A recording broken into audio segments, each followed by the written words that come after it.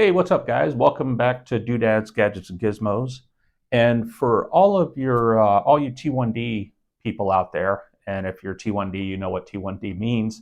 In any case, sometimes you have a favorite sandwich that you'll partake in, and generally speaking, you got it leveled out, and you know where you need to be, you know where you need to bolus, and all that good stuff. And you have your sandwich, and you got it leveled out so you don't peak, don't go too high.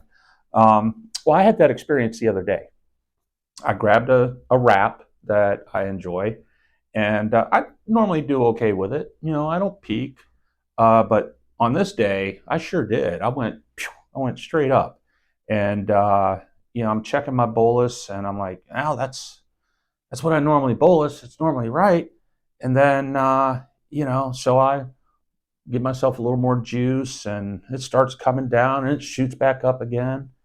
And I'm like, this has never happened to me before. And I'm like, I ordered the same sandwich. What's going on? And all the while, I'm asking myself this question. I'm slurping on my fountain drink. And then I look at it, and then I start to wonder. And for me, when I start to wonder things, I start to looking into it. And so that's what I did. I dove into it. And I went back to that specific store and got another beverage from there, as well as some other stores. And I have some examples here. And I itemized them store A to store D, okay, A, B, C, D. And some of them have those fountain drinks with the mixed nozzle where all the drinks come out of the same nozzle. One of them had one of those flavor shots on the nozzle, and the other two were just independent nozzles. Now, and when I get up to doing some of the things I do, it requires a lot of testing and beating stuff up and breaking it and fixing it and seeing how things work, right? So normally what I find when I'm doing things like that is not what I expected. And that's what happened here. So I got a couple of examples of fountain drinks. They're all Diet Coke, okay? That's because that's my favorite drink. And they're all from fountain machines.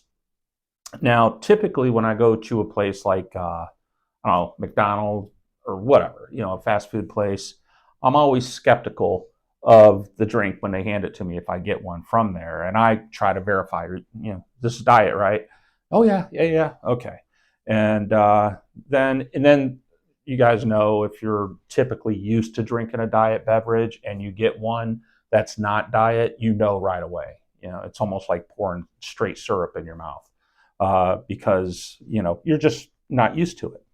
And in any case, I'm always skeptical when somebody's handing me something and I didn't pour it myself. But I've always been under the impression that when I'm pushing that button, that's what I'm getting.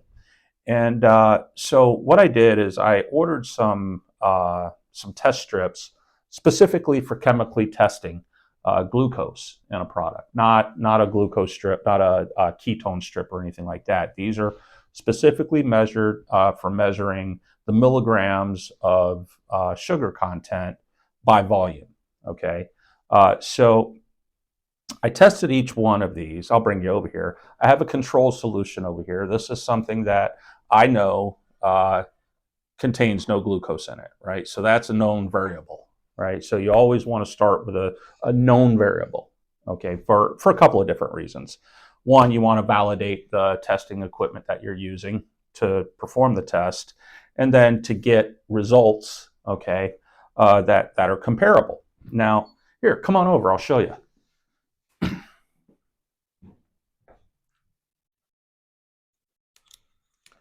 So over here, okay, this is my control, right? And I don't know if you can see that, but you can see the test strip sitting right up there. And then these are the various different samples that were tested out. Okay. Now, each one of these were from a different location, and they were all diet. So now I was expecting to get some sort of variable with the mixed nozzles. And to some extent I did, okay? Because here, if you look here, okay, this is kind of it runs the spectrum there of where you need to be. But you see that bottom right there, that bright yellow, right? So that is what is supposed to say zero content. So if we take our control strip over here and we throw it down there, okay, you see how closely it matches? All right, so we know we have, through our control solution, we have a zero content. But then as you start getting into the actual beverages that we tested, and we take that store A, throw that down there, you can see that it's not entirely consistent with that first one, and it's not entirely consistent with the second one, so it's going to be somewhere right in between there. But to all intent and purposes, there is a content of sugar in there. And it's not a lot, right? And it's expected because, it's a similar nozzle, same nozzle. So we knew that, there may be a trace of glucose in there. Now, if you look here, this one here, we start getting up into this range. So we're somewhere right in between 100 and 300, right? Because it's a little darker than this, a little lighter than that. So it's going to be right in there. Now, that is not a significant amount because we're talking milligrams by volume, but that is enough to have an effect. And if you have a big 44-ounce gallon pop and you're drinking, or soda, whatever you say in your neck of the woods, and your numbers start going down, you take a sip and they start going back up, and then you set it down and they start going back down, you take a sip and they start going back up. And interestingly enough, that is what I was experiencing. Okay, so here's store C, and guys, I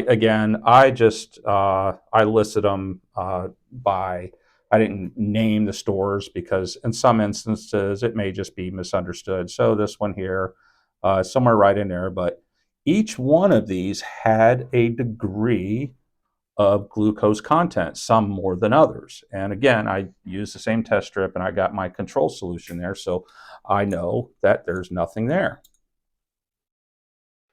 So the purpose of performing this test really was for me, for managing my numbers and trying to figure out when something was going sideways, because again, it's one of those things that that I normally do and I thought I had under control, and as a result, I didn't. So I start trying to figure out other things. I start maybe changing infusion set, get my sugar pixel set up there and start trucking down on the treadmill, knock those numbers down. And then you know what happened? Because I'm basing this all on complex carbs, right? Because I ate that wrap, right? So I'm thinking, okay, maybe there was something that I just missed, or maybe they used a different wrap. I don't know. But all I did know is I was operating on the assumption that I had complex carbs in me. Well, we all know there's a difference between complex carbs and, cheap carbs, right? Short carbs. So like, drinks, a piece of candy, something like that. It doesn't stick around very long. So what ended up happening is I exercised, I stacked, and I went low, right? And it was funny, I went low after I stopped drinking that one. So interestingly enough, that's what it was. It was a beverage that I bought, and I was drinking it under the assumption that it was Diet Coke, and it was Diet Coke. Or I'm assuming it was. Maybe, I don't know, maybe they mixed up the syrup boxes and then said, oh no, and then replaced it with the original box, or the diet box is supposed to be in there, and I got some of the remnant content that was in the delivery hose or something like that. I don't know. But it's a cool story to say it's not always what you think it is. And depending on what you're getting from. Now, I did also test it from a can of Diet Coke, and that came back zero, right? Because that's under controlled environment. That's in a factory where they're just filling these things, and it was zero. So it was great.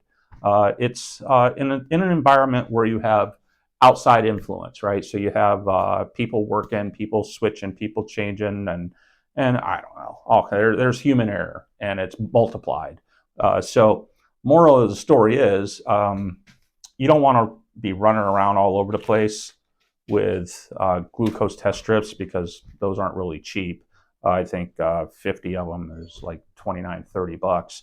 So can't run around with those checking your drinks.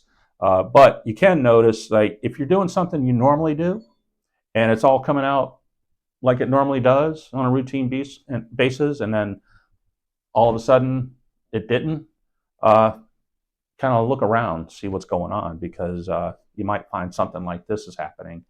And I don't know. There you go. But hopefully this helps you out. Watch what you're drinking because it may not be what you think it is. Have a good one.